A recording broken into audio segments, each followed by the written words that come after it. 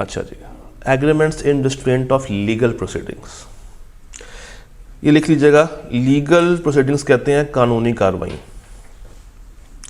Legal proceedings means कानूनी कार्रवाई, कानूनी कार्रवाई।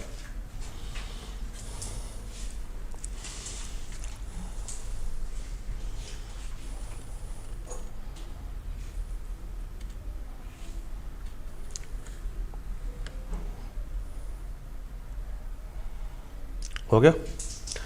आसानी के लिए, आप किसी को कानूनी कार्रवाई करने से नहीं रोक सकते, आप किसी को किसी के खिलाफ अदालत जाने से नहीं रोक सकते। अगर आपने ऐसा एग्रीमेंट कर लिया जिसमें लिखा है कि अगर हम दोनों में से कोई डिफ़ॉल्ट करेगा तो तुमने केस नहीं करना, तुमने कानून की हेल्प नहीं लेनी, तो ये वैलिड नहीं है। ये क्या है, वो क्लॉज क्या है, वॉइड है।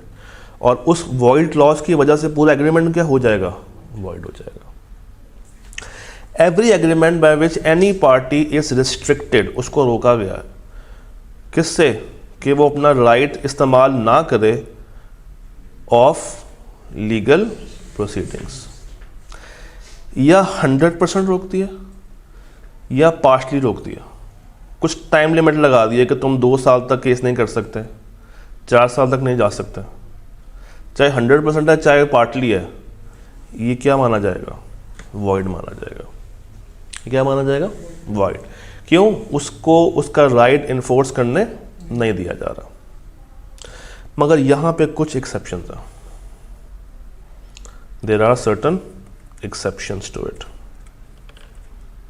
पहली कहता है कि अगर एक कोर्ट ऑफ लॉ ने फैसला दे दिया तो, और अगर तुम चाहते हो कि तुम अपील करो इन अपर कोर्ट ऑफ लॉ, तो हम तुम्हें रोक सकते हैं। क्योंकि नॉर्मली अपील करने से पैसा भी ज़ाया होता, टाइम भी ज़ाया होता, और आपको याद होगा परफॉर्मेंस के लिए टाइम भी ज़रूरी होता है और पैसा भी ज़रूरी होता है। तो कहता है ऐसा एग्रीमेंट जहाँ पे हम तुम्हें अपर कोर्ट ऑफ लॉ में अपील करने से रोकें, वो मसले वाली बात नहीं है, क्योंकि एक कोर्ट ने तुम्हें बता दिया कि तुम्हारा आंसर क्या है। यही चीज़ अगर तुम अपर कोर्ट में लेके जाओगे तो टाइम वेस्ट होगा, वहाँ पे हम तुम्हें रोक सकते हैं। इसी तरह अगर 2 इक्वली कॉम्पिटेंट कोर्ट्स हों, जैसे एक कोर्ट शदरे में है और एक कोर्ट फर्ज करें कजूमता में, और दोनों इक्वल हैं, इक्वली कॉम्पिटेंट हैं, एक जैसी हैं, इक्वल रैंक की हैं, तो हम ये तुम्हें कह सकते हैं कि भाई तुम इन 2 में से कोई एक चूज कर लो, जहां पे दोनों म्यूचुअली एग्री हो जाए, ये अलाउ है। मगर 100% जाने से नहीं रोक सकता। तो अपर कोर्ट में अपील करने से रोका जा सकता है, और 2 इक्वली कॉम्पिटेंट कोर्ट्स अगर हों उनमें से किसी एक कोर्ट को चूज करना ये अलाउ है। तीसरी एक्सेप्शन आर्बिट्रेशन की। तीसरी किसकी है, आर्बिट्रेशन। आर्बिट्रेशन कहते हैं सालिस को, सालिस, सालिस से अलिफ सा लाम से नीचे जेर, सालिस, एक्सेप्शन ऑफ आर्बिट्रेशन। ज़रा कंटेंट में जाके 18वें चैप्टर का नाम पढ़िएगा, कंटेंट में जाके एंड आर्बिट्रेशन लिखा हुआ है। इसकी डिटेल कहाँ पे आएगी, चैप्टर नंबर 18 में, बट अभी कुछ पढ़ लेते हैं जो बातें हमें इस एक्ट ने बताई। कहता है एन एग्रीमेंट बिटवीन पर्सन्स, जो एग्री कर रहे हैं कि अगर कोई डिस्प्यूट आया इनके बीच में तो कहाँ जाएंगे, सालिस के पास जाएंगे, कोर्ट नहीं जाएंगे, सालिस। अब सालिस कैन बी गांव का चौधरी, सालिस कैन बी एनी पर्सन जो कि आपका फैसला करवाए, सालिस can be any third party जो कि इंडिपेंडेंट हो, वो किसी भी पार्टी के ज़ेरे साए ना हो, कोर्ट के अलावा। अब कोर्ट के अलावा अगर आप किसी जज के पास चले जाएं, मगर कोर्ट में नहीं, उसके घर चले जाएं, उसके इंडिविजुअल ऑफिस चले जाएं, तो वो भी आपका सालिस बन सकता है। तो सालिस कैन बी एनी पार्टी जो कि आपका फैसला करवा रही है मगर आप कोर्ट में नहीं जा रहे।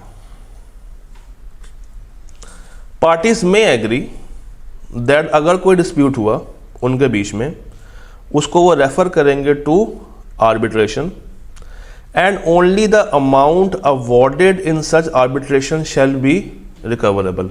अवॉर्डेड कहते हैं फैसला सुना देना, फैसला सुना देना कि सालिस जो भी फैसला सुनाएगा उसके अगेंस्ट डिफॉल्टिंग पार्टी को जो भी अमाउंट पे करनी पड़ेगी वो किसको पे करेगा? एग्रीव्ड पार्टी को। और ये अमाउंट क्या होगी? हमेशा रिकवरेबल होगी। हाँ, अगर ये जो अवार्ड दे दिया था सालिस ने, ये एग्रीव्ड पार्टी टाइम पे नहीं दे रही, तो उसके लिए आप उसकी रिकवरी के लिए या उसको स्पेसिफिक परफॉर्मेंस के लिए आप कोर्ट में लेके जा सकते हैं। रूल क्या है? आप कहाँ पे लेके जाएं? आर्बिट्रेटर के पास। आर्बिट्रेटर ने फैसला सुना दिया, जिसने फैसला सुनाया एग्रीव्ड पार्टी को उस फैसले का क्या मिलना है? बेनिफिट। और डिफॉल्टिंग पार्टी ने उसको पूरा करना है। डिफॉल्टिंग पार्टी पूरा नहीं कर रही, तो फिर एग्रीव्ड पार्टी उसकी स्पेसिफिक परफॉर्मेंस या रिकवरी के लिए कहाँ जा सकती है? कोर्ट जा सकती है। फिर उसको रोका नहीं जाएगा।